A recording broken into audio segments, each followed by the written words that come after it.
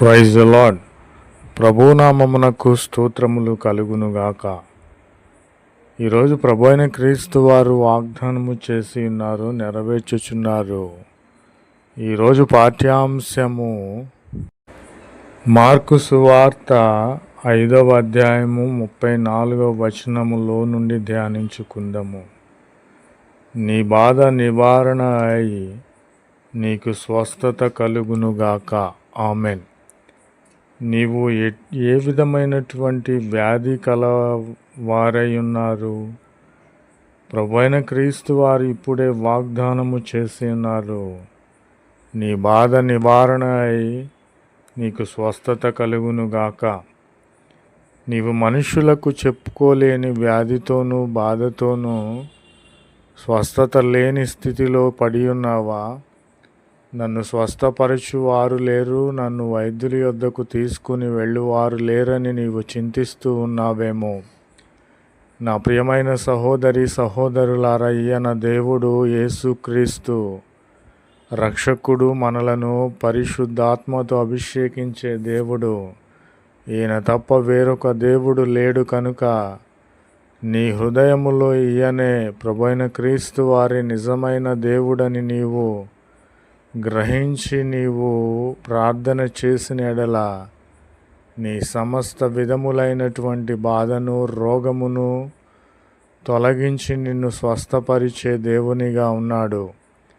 కాబట్టి నీవు చేయవలసింది ఏమిటంటే, నీకు శీఘ్రముగా స్వస్థత రావాలంటే, నీవు బాగుపడాలంటే, నీ రోగములు వ్యాధులు తొలగిపోవాలంటే, నీవు స్వస్థత పొందాలంటే, నీకు ఆరోగ్యము కావాలంటే, ఇప్పుడే ప్రభు అయిన క్రీస్తు వారిని నీ సొంత రక్షకునిగా అంగీకరించి, ప్రభువా నన్ను ముట్టయ్యా, నన్ను స్వస్థపరిచయ్యా, ప్రతి విధమైన వ్యాధి బాధలను నా నుండి తొలగించయ్యా అని నీవు ప్రార్థన చేసిన ఎడల ఈయన నిశ్చయముగా నిన్ను స్వస్థపరిచి నీ బాధను నివారణము చేసి నీకు ఆరోగ్యము దయచేసే దేవునిగా ఉన్నాడు.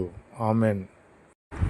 కాబట్టి నా ప్రియమైన సహోదరి సహోదరులారా, ఈయన నిజదేవుడు, మేలు చేసే దేవుడు కనుక కీర్తనల గ్రంథము 103వ అధ్యాయము 5వ వచనములో ధ్యానించుకున్నట్లయితే, మేలుతో నీ హృదయమును ప్రభువైన క్రీస్తు వారు తృప్తిపరచుచున్నాడు.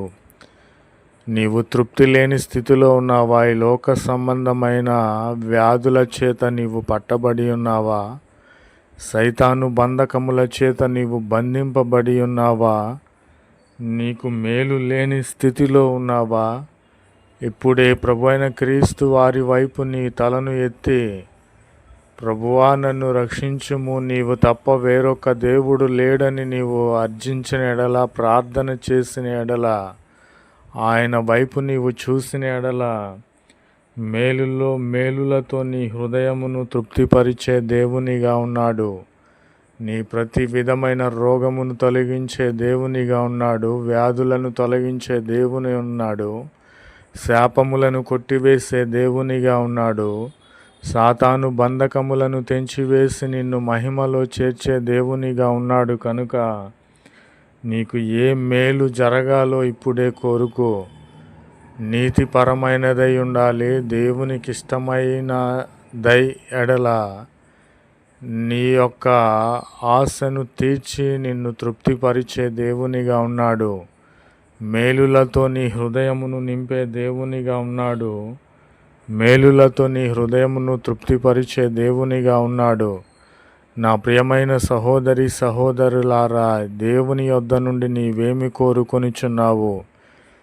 ఏమి కోరికొనునను మేలుతో నీ హృదయమును తృప్తిపరిచే దేవునిగా ఉన్నాడు. కనుక ఇప్పుడే సమస్త విధములైనటువంటి వ్యాధి బాధలను నీ నుండి తొలగించి నీకు ఆరోగ్యమిచ్చి మేలులతో నింపే నిన్ను ఉన్నత స్థలములపైకి ఎక్కించుచున్నాడు. ఈయనే నిజమైన దేవుడు. నీకిప్పుడే సంపూర్ణ ఆరోగ్యమును ప్రభు అయిన క్రీస్తు వారు దయచేయునుగాక. ఆమెన్. కాబట్టి నా ప్రియమైన సహోదరి సహోదరులారా, నేను ఈ విధముగా నా ప్రభువుని కొనియాడుచున్నాను.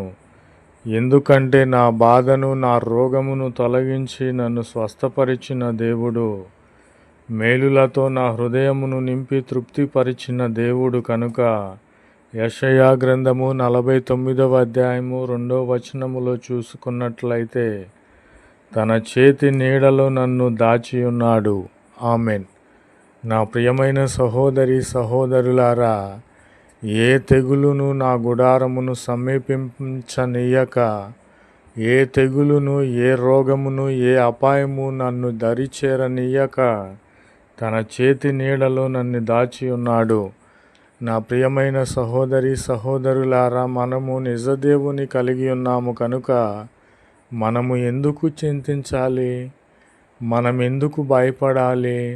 సింహము వలె ధైర్యముగా ఉండమని చెప్పి ఉన్నాడే.